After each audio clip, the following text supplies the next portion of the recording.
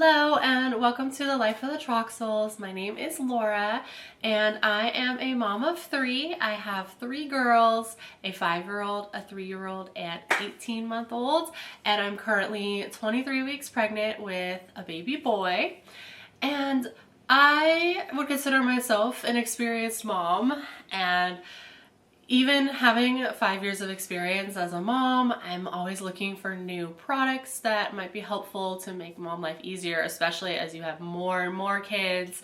There's always new products that are coming that can really make your life easier.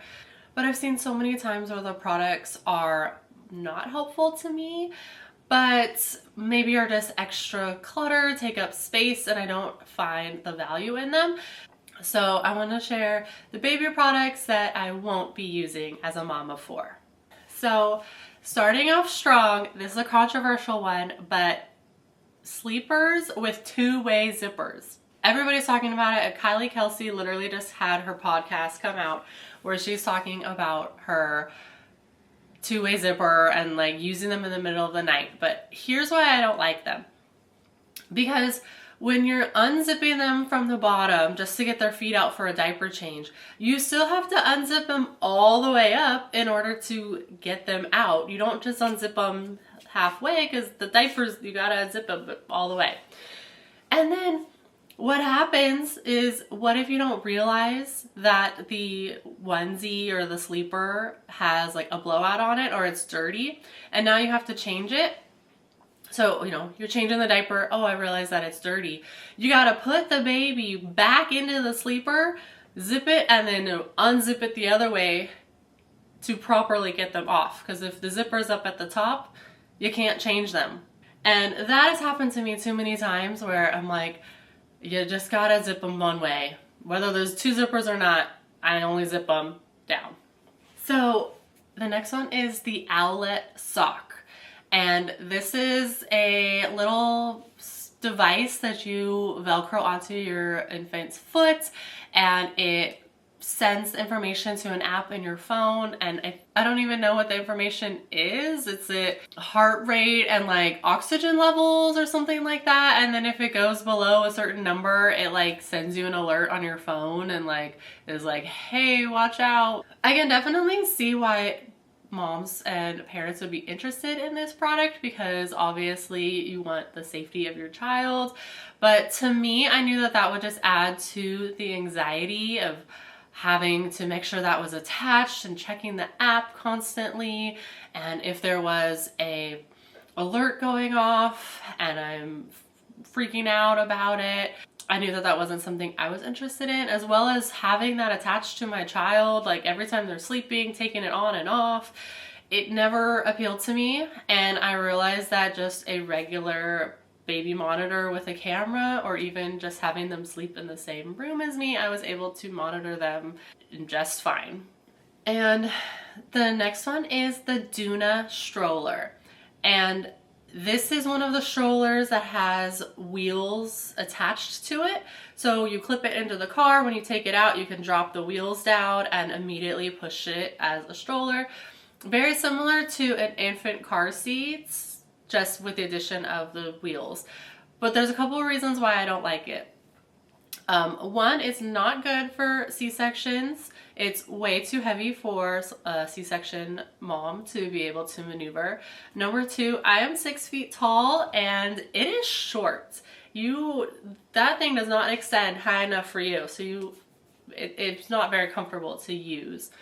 Number 3, if I'm going somewhere with my child where I'm taking them into a store and need to obviously bring them with me, it's usually somewhere where I need a cart. I'm going quickly to the grocery store, or I'm going to like the pharmacy.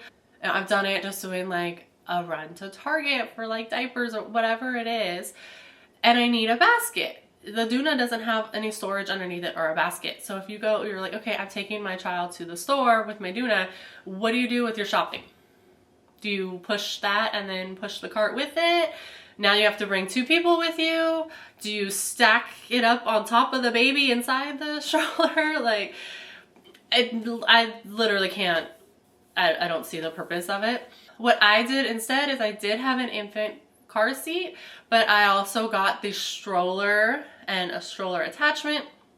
Got the stroller out, attached the baby to it, and that made it so I had all my storage. I was also able to bring one of the older siblings with me as well, and then this same stroller grows with them into adulthood. Instead of a infant car seat attachment, you add another seat, and now you have a double stroller.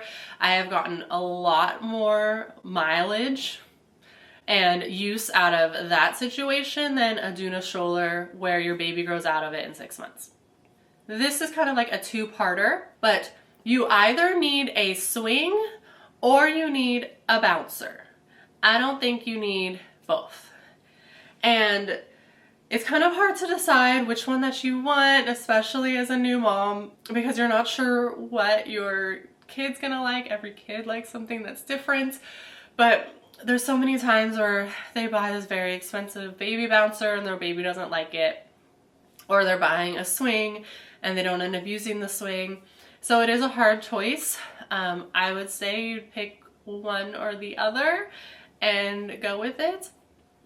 I personally prefer the swings. One, because a swing can go two different directions. We have a swing that can go forward and back or side to side, and that helps because, again, babies have different preferences. I also prefer to swing because you could plug it in and turn it on and it would rock your baby for you if you needed to put them down.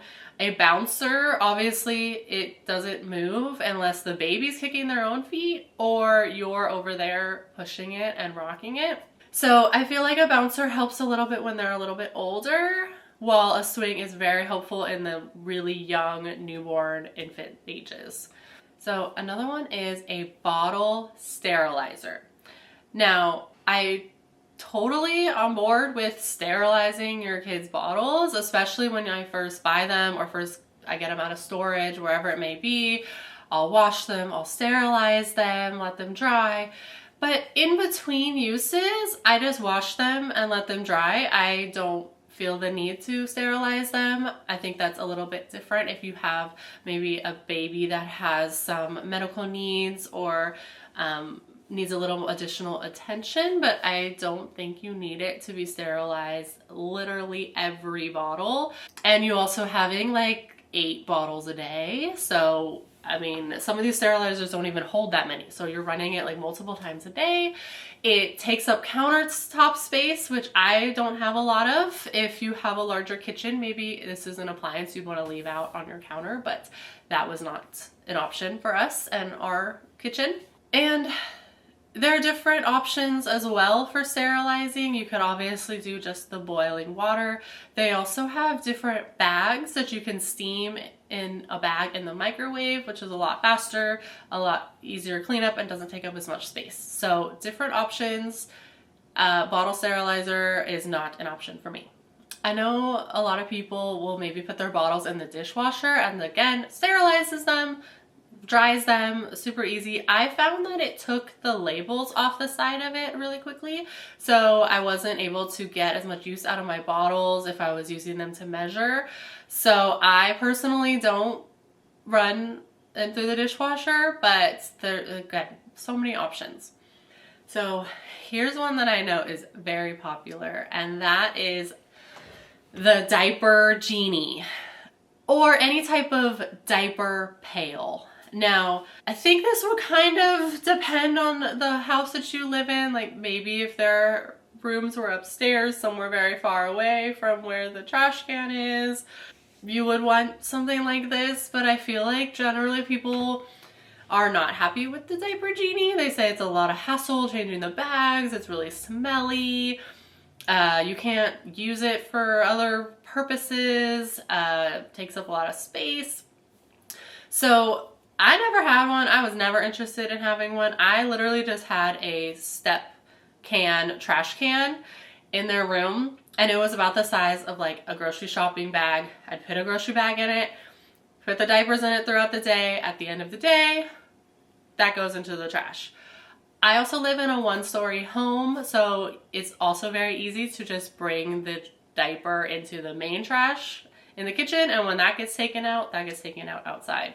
So I never felt the need to keep a diaper genie in the room where you just keep the dirty diapers in there for weeks at a time until they get full. I understand that that would keep the smell down, but like I said, you just take it out directly, immediately. But it would kind of depend on the space that you're setting up for the nursery and for where you're planning on changing the baby. Maybe that's something that you're interested in, but I always felt that was more of a hassle than just using a regular trash can. So another one that is kind of appliance related is a bottle warmer.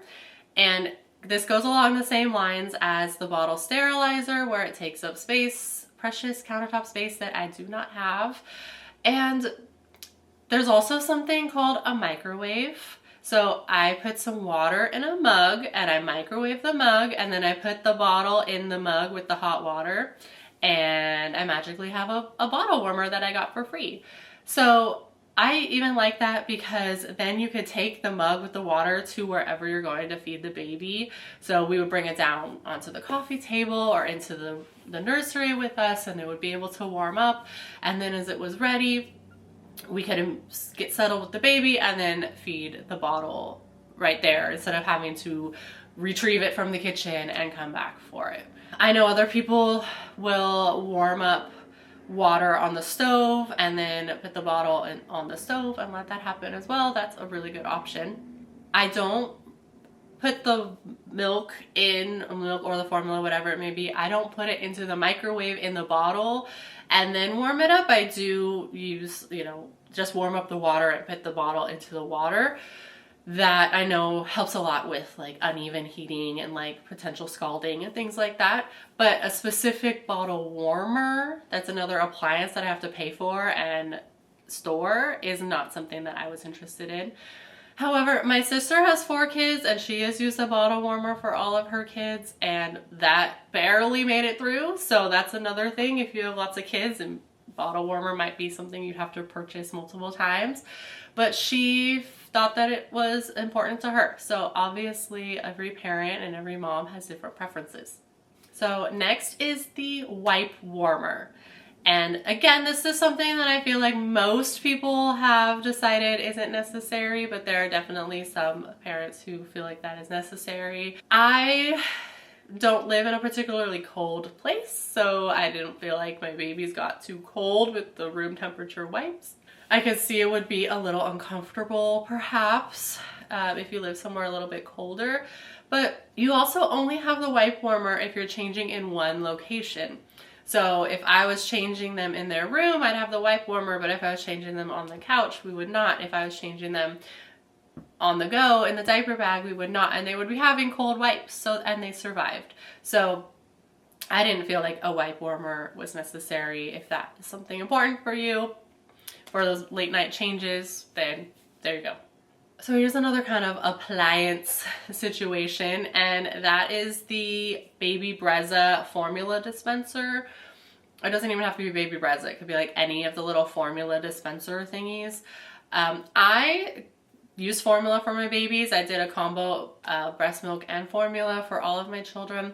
So I have definitely mixed up my fair share of formula bottles and measured those scoops out, and it is a little bit frustrating. It is definitely hard to do with one hand if you're holding a baby that's crying and you're in a hurry. So I understand the appeal of just being able to push a button and having it instantly be made, but I've come to learn that it only can make maybe like 5 or 6 bottles before you have to refill the little thing on the top, which doesn't necessarily get you through a whole day if they're eating like 7 or 8 bottles a day. So you're gonna have to refill the formula container, and then you're supposed to clean it every time that you refill it. So it's like, in reality, are you going to be cleaning an appliance twice a day? No, I'm not cleaning an appliance twice a day if I'm giving my baby 8 bottles a day. So yes, there's a lot of appeal to it, but again, takes up my countertop space, which is very limited in my home, is more of a chore to have to clean and replace and refill, is an additional expense. However, it is a very big convenience if formula feeding is something that you are doing often. Perhaps if you have twins and there's multiple bottles being made at once. I definitely understand the appeal of it. It just was not something that I needed for my family. Also, how do you make bottles when you're away from home? You scoop it from the container. You know, you'll be just fine. If you're going out and you're going over to your parents' house and they don't have a baby brezza, you just measure it out and you're just fine. So I think my point has been made. So the next one is a bassinet. Now, I don't think you need a separate bassinet that stands in the corner of your bedroom, but I do think having a safe, flat place for your child to sleep is important. So my sister got the bassinet that attaches to her stroller. So she was able to use that bassinet attachment and go on walks and things like that. She would take it off the stroller and put it on the couch and use it as a place to lay them down for naps as well. So she got a lot of use out of her bassinet and didn't have to buy a separate one. A lot of the times having one next to your bedside is something that's very common. What I do is use a pack and play. And the baby's gonna be sleeping in my room with us for the first couple months anyway. I set up the pack and play in the corner, raise the mattress up, and then I can put them in there, use that as my bassinet, and go to sleep 6 inches from them. So I didn't feel like a standalone bassinet or like a Snoo or whatever they're called nowadays was important. However, like I said, I do think having some sort of small little place for them to lay that's flat, especially as a newborn, is important. So I've had some that just go onto a couch. They didn't have any legs or anything and was really easy place for them to lay for their naps. The one that I like, it's called like Cloud something. And I like that it folded up so I was able to travel with it, and I would even take it to like my in-laws' place, and then that way I knew when I went to their home I had a clean and safe place to lay my baby down if I needed to. And they're only going to be in it until maybe 8 weeks old, maybe 12 weeks old. And then after that, they're going to outgrow it. And so this is such a small period of their life that there's other options. You don't need an additional piece of furniture for that time. So now we're moving to a changing table. And I don't see this mentioned on like the baby haul necessities lists hardly anymore. And a changing table is specifically like one that's set up with like the railing around it, and it's got like shelves and you put your little baskets on it. A lot of times they're attached to a crib. So you have a crib and then like the changing table is like together. And I don't see those being recommended as much. Generally what people want is a dresser. And I really like my dresser from IKEA because it is the perfect height. You don't have to bend down to change them. And you just put a changing pad right on top of the dresser. I'm getting heartburn. I'm talking this much. But you just put the changing pad down, and then you have the rest of the space of the dresser to store your wipes and your diapers and have everything handy right there. Now, speaking of changing pads, you don't need to buy the $75 changing pad that's in a pretty beige color. And it's always recommended because it's easy to wipe clean and it looks pretty sitting on your table. And yes, it does. But one of the big selling points for it is that it's easy to wipe clean. And guess what? All changing pads are easy to wipe clean. It's just when you put the fabric over them that they then turn into something that you have to wash, you know, like the regular scoop padded changing pad that you can get for $15. That's wiped clean too. So I personally just have 2 different covers, and I put the covers over them, and it makes it nice and warm and cozy. If I put it on just a plain changing pad, it's a little cold. And if you have one of those fancy wipe cleanable peanut ones, there are no covers to go over it, and so you're laying your baby on this cold plastic thing to change. So I just put a fabric cover over it, and then if it gets dirty, I can take it off and then wipe the changing pad clean underneath it. I personally didn't find a big issue with this situation, but I also did not want to spend that amount of money for something that my kid was going to poop on. And speaking about things that my kid is going to poop on, I am not buying expensive crib sheets. Now, having cute crib sheets, I can understand that, especially because they're always exposed. We don't have any blankets on it or bumpers on it, so you're always seeing the crib sheets in the crib. So you want it to look pretty and match everything. I totally get that. I do too. I have matching sets for both my kids' beds, so they're always matching whenever I change the sheets. But you can get them from Target and they work just fine. You don't need fancy ones with zippers. You don't need expensive ones, silk ones. I don't even know, do they make silk ones? But just think about all the things that happen at nighttime when you have babies and when you have toddlers, like bodily fluids that get on them. Whether you get matching ones, patterned ones, solid ones, maybe you have some that are cotton, maybe you have some that are flannel, whatever it may be, do not spend a lot of money on crib sheets for your baby. But I would say make sure you have at least 2 sets of crib sheets, because if something happens in the middle of the night and you have a mess that you need to change, you need to have a clean set of sheets to immediately put back onto that mattress. You're not going to be throwing it in the washer and then throwing it in the dryer and then putting it on the mattress an hour later. You're going to be tossing that in the hamper to deal with in the morning. So another thing that, I've been giving baths to babies for 5 years and I have never needed a bath thermometer. I use my hand and I put it in the water and I can tell if it's hot or cold.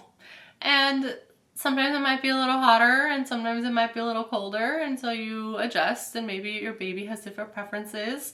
But you can tell if the water is too hot when you touch it. And I don't need a little rubber ducky to tell me this. So these are all things that you don't need, but by all means, if you feel like they will make your life easier, then definitely go and buy them and purchase them.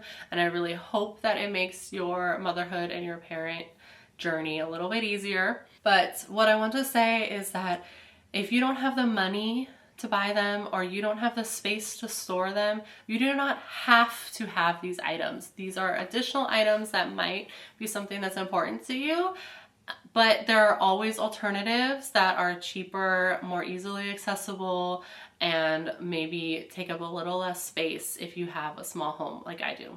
If you have the space on your countertops for all of these different appliances, then please buy them. I really hope that you enjoy them, but you do not have to buy them. These are not necessities. I'm here to say there's no pressure to buy all of these things. Your baby will be just fine without any of these fancy gadgets. Now, after I've just been talking all that time about this long list of things that I do not think are necessary for taking care of your kids as a mother, I do not think are necessary, but I do have a couple things that are kind of gimmicky, kind of gadgety that I do think are necessary and have made my life easier, and I'm going to put that in another video. So if you're interested in that, I can that will be coming out shortly, and you'll be able to see some of the things that I do recommend as a mom of 4 that I have found very helpful. Thank you for watching. I hope that you enjoyed this video. If you did, please give it a thumbs up so I know that this is something you are interested in. And feel free to subscribe if you want to see more Life of the Troxels. We post videos about daily vlogs, travel videos, motherhood videos, and things like that. If you want to follow along and see our family grow into a family of 6, then I'd love to have you subscribe and see you around. Thanks for watching.